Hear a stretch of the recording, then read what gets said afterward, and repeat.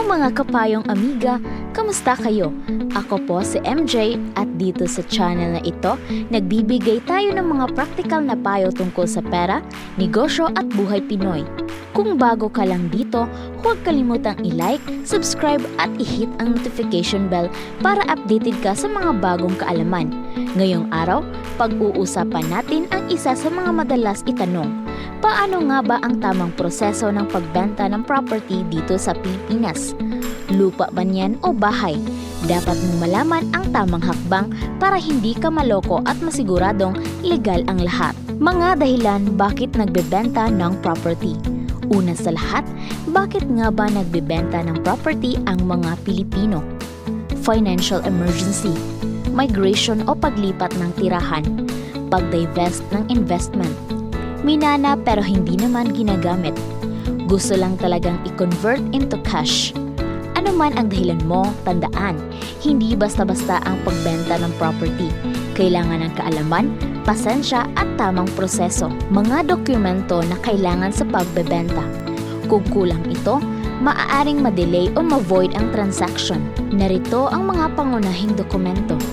Number 1. Original Certificate of Title o OCT or Transfer Certificate of Title, TCT. Ito ang patunay na ikaw ang tunay na may-ari ng property. Number 2.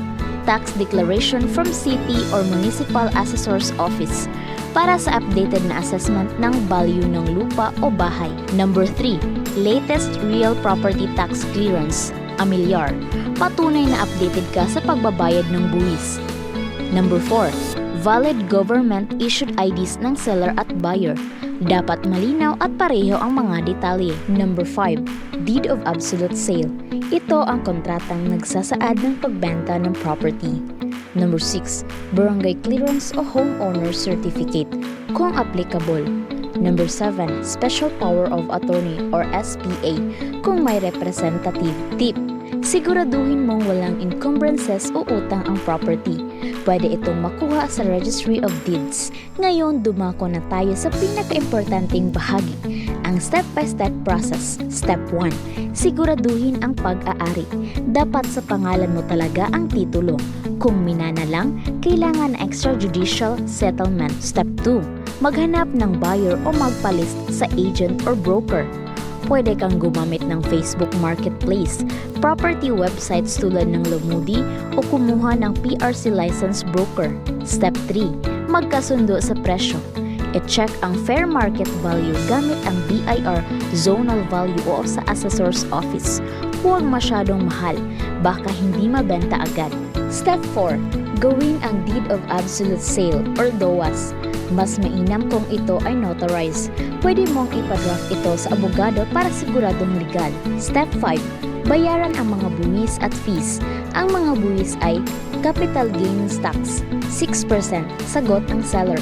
Documentary stamp tax, 1.5%, sagot ng buyer, pero minsan negotiation yan.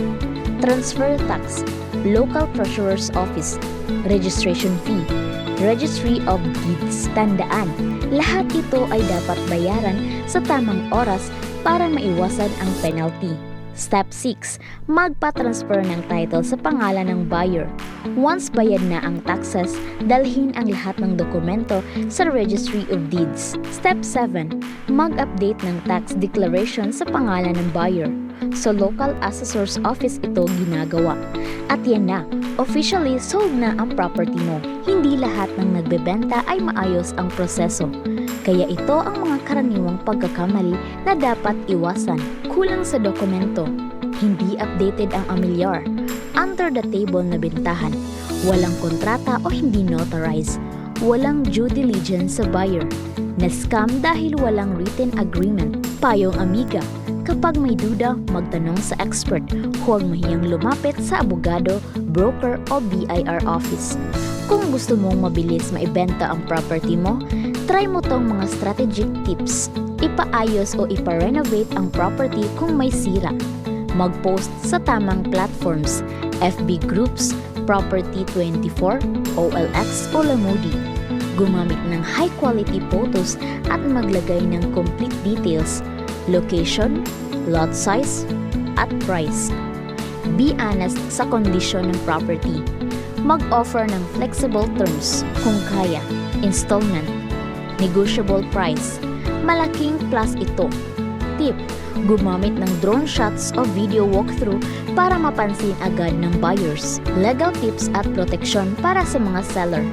Kahit pa friend o relative ang buyer, dapat legal pa rin ang proseso. Huwag magbigay ng title hanggat hindi bayad ang buong halaga. Gumamit ng escrow service kung malaki ang halaga. Laging may kasulatan, written agreement, resibo at photocopy ng valid IDs. Iwasan ang verbal agreement lang. Tandaan, kapag pera na ang pinag-uusapan, dapat mag-ingat ka. Mahirap habulin kung wala kang hawak na ebidensya. So ayan mga kapayong amiga, kumpleto na ang guide para sa pagbenta ng property sa Pilipinas. Kung may natutunan ka sa video na ito, paki-like naman at i-share mo na rin sa mga kaibigan o kamag-anak mong may balak magbenta ng lupa o bahay. At kung may tanong ka pa, i-comment mo lang sa baba at sasagutin natin yan sa susunod na video. Don't forget to subscribe for more tips about life, pera at negosyo. Muli, ako si MJ, ang inyong kapayong amiga. Laging nandito para sa iyo. Salamat sa panonood at ingat kayong palagi.